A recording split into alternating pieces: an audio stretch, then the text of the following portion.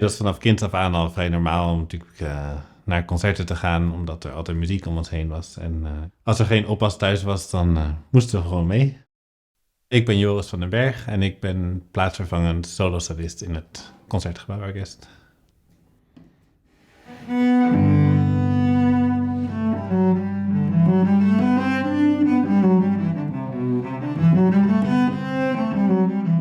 Mijn ouders waren altijd bezig met muziek. Mijn vader was klarinetist in het residentieorkest. En mijn moeder was oorspronkelijk ook klarinetiste en werkte vervolgens bij de muziekschool in Amersfoort. En mijn zus speelde ook al viool. Dus toen ik 5 was, was het voor mij tijd om ook te beginnen met een instrument.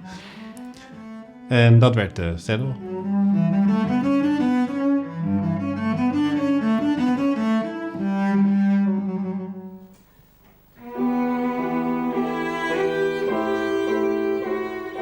Ik heb toen af en toe wel eens hier en daar een cello gezien en toen dacht ik, nou, dat is veel mooier dan een viool. Veel groter vooral. Ik zou nu veel betere reden kunnen verzinnen waarom ik cello zou willen spelen, maar toen was dat misschien het meest indrukwekkende.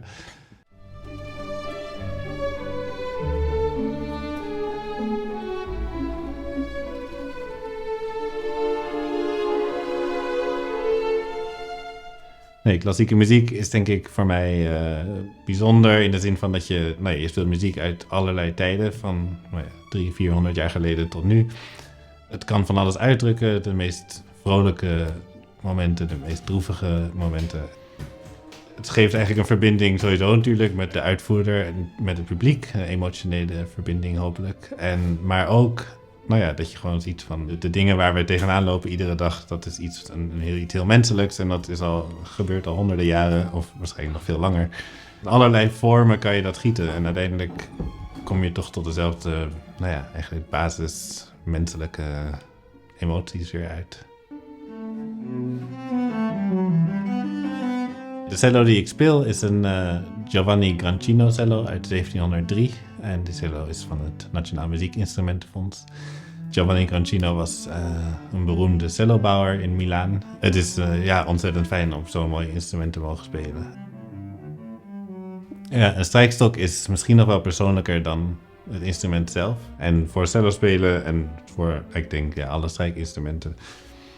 Wat je kan met de streek en hoe je zo'n instrument bespeelt en hoe je daar de klank uit haalt. Dat zit allemaal, toch niet in de strijkstok zelf, maar wel in het strijken en in het spelen wat dat betreft.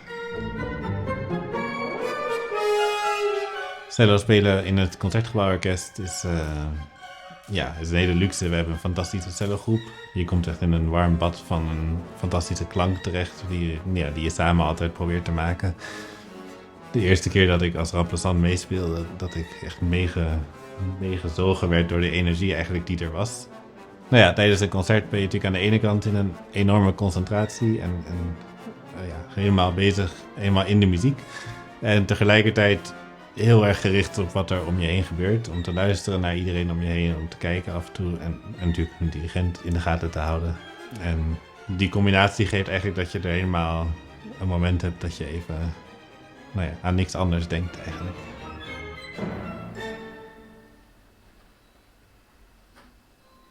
Ik denk dat er altijd nog wel dingen zijn om te ontdekken en om verder te ontwikkelen. Er zijn bijvoorbeeld altijd nog stukken die ik graag denk van die zou ik nog heel graag willen spelen. Late Beethoven kwartetten heb ik allemaal nooit gespeeld. Dat soort dingen zijn er zeker nog om aan te werken.